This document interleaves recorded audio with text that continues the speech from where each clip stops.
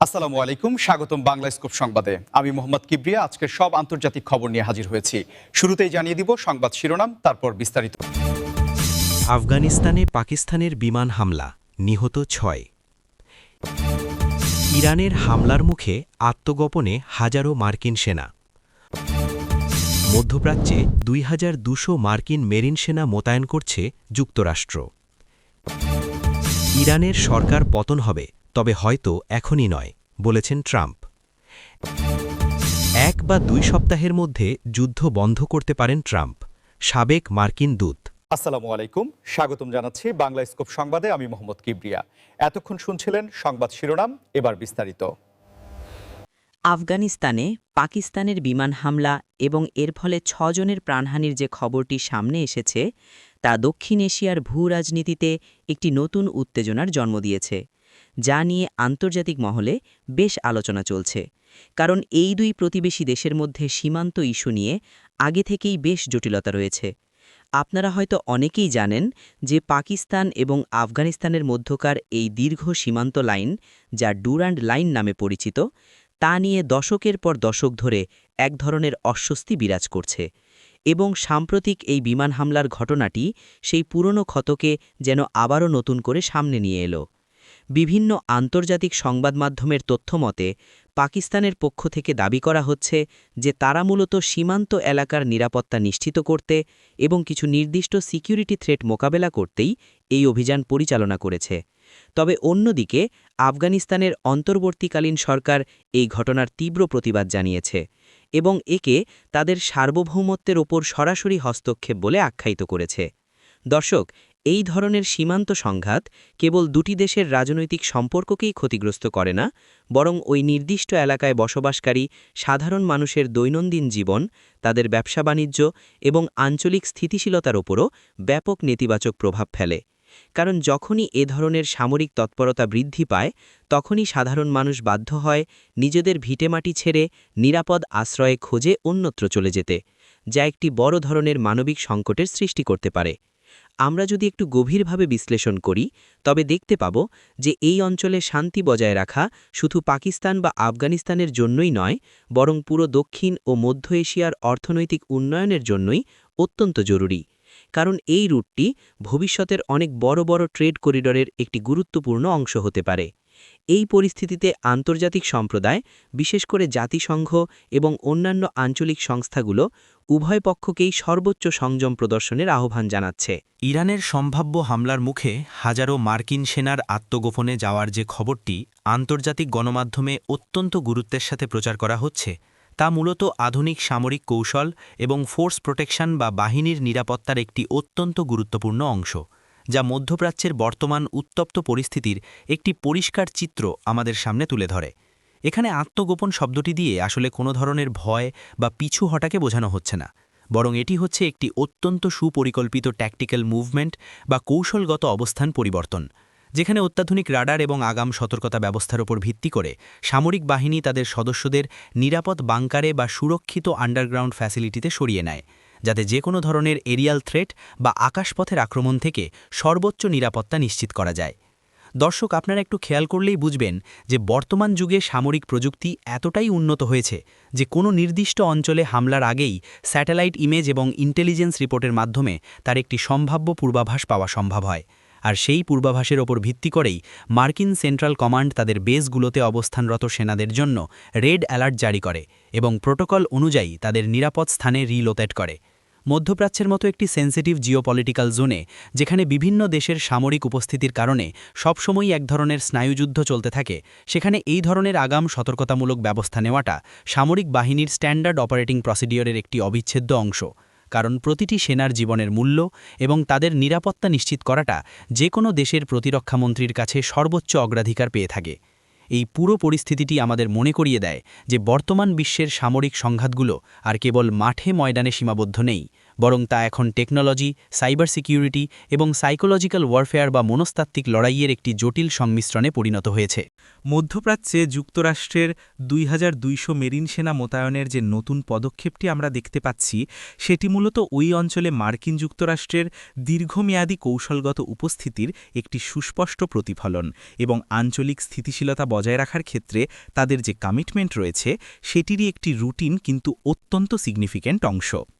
আপনাদের জানার সুবিধার্থে বলে রাখি, এই যে বিশাল সংখ্যক মেরিন সেনা, এরা কিন্তু সাধারণ কোনো পদাতিক বাহিনী নয়, বরং এরা হচ্ছে মেরিন এক্সপিডিশনারি ইউনিট বা MEU এর অংশ, যারা একটি কুইক রিঅ্যাকশন ফোর্স বা দ্রুত প্রতিক্রিয়াশীল বাহিনী হিসেবে কাজ করে এবং জল, স্থল ও আকাশ এই 3 মাধ্যমেই সমানভাবে অপারেশন পরিচালনার ক্ষমতা রাখে।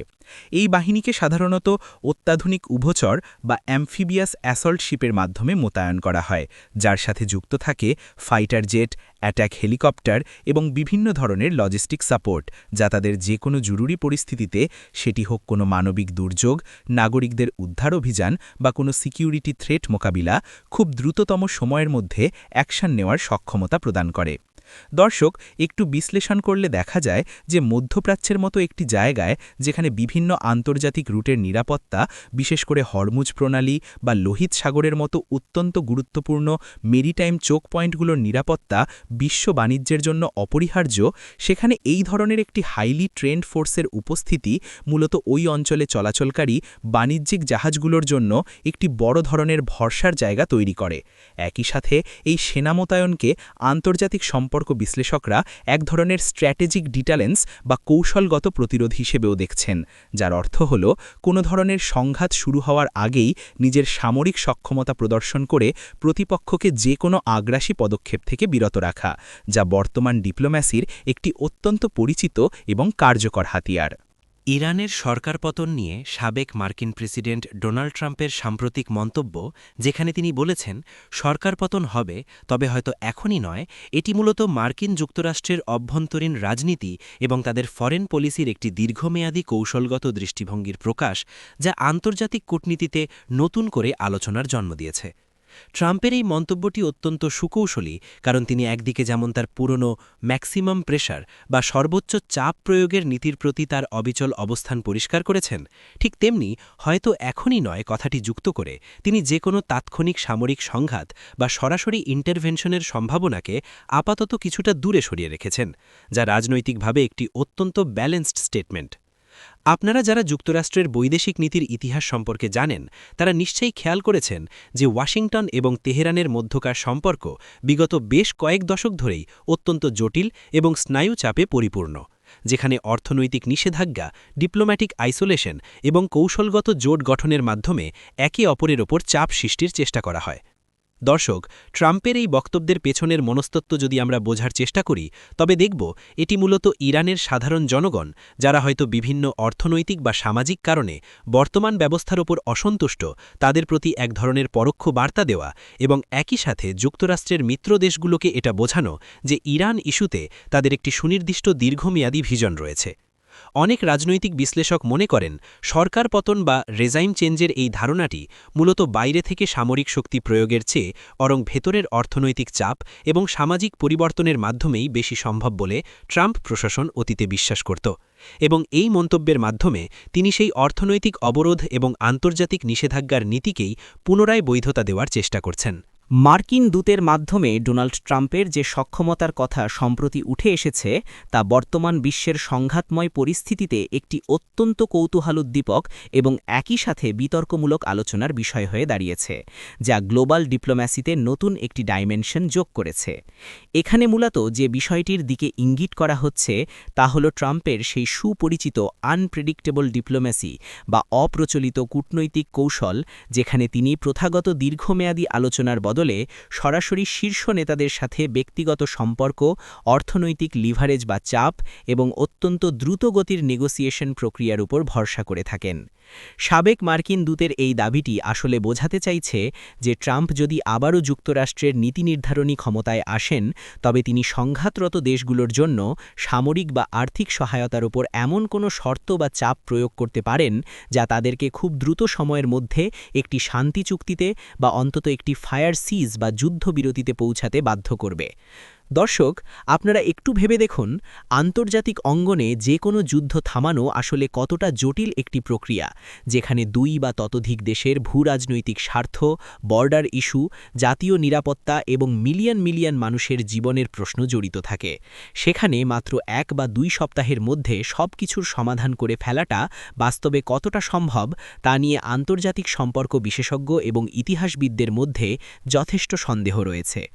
অনেকেই মনে করেন এই ধরনের মন্তব্যগুলো মূলত এক ধরনের পলিটিক্যাল মেসেজিং, যার উদ্দেশ্য হচ্ছে দেশীয় ভোটারদের কাছে নিজেকে একজন শক্তিশালী এবং সক্ষম গ্লোবাল লিডার হিসাবে উপস্থাপন করা, যিনি কিনা গতানুগতিক সিস্টেমের বাইরে গিয়ে খুব দ্রুত ফলাফল বা রেজাল্ট এনে দিতে পারেন। তবে এটা অস্বীকার করার কোনো উপায় নেই যে মার্কিন যুক্তরাষ্ট্রের মতো একটি সুপার পাওয়ারের হাতে এমন অনেক অর্থনৈতিক এবং কূটনৈতিক টুলস বা হাতিয়ার থাকে যা ব্যবহার করে তারা বিশ্বের যে কোনো প্রান্তের সংঘাতে একটি নির্ণায়ক ভূমিকা পালন করতে পারে।